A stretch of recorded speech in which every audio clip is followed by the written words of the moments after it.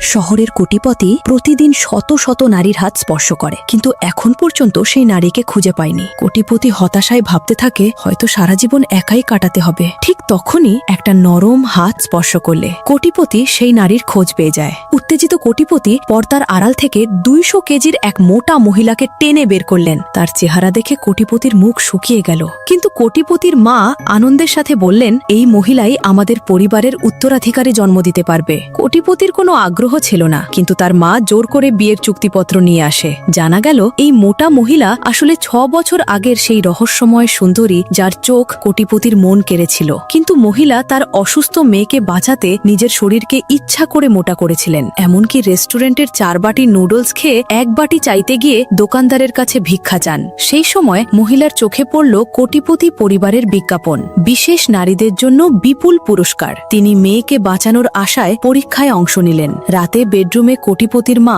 গোপনে ছেলের পানীয়তে ওষুধ মিশিয়ে দিয়েছিলেন, যাতে তাড়াতাড়ি নাতির মুখ দেখতে পারেন। কিন্তু হঠাৎ লোকটি মহিলার গলায় ঝুলন্ত জেড লকেটটা দেখে আঁতকে উঠে বলল, তুমিই কি সেই মেয়ে? 6 বছর আগের সেই রাতের রহস্য কি? দেখা হবে পরের পর্বে।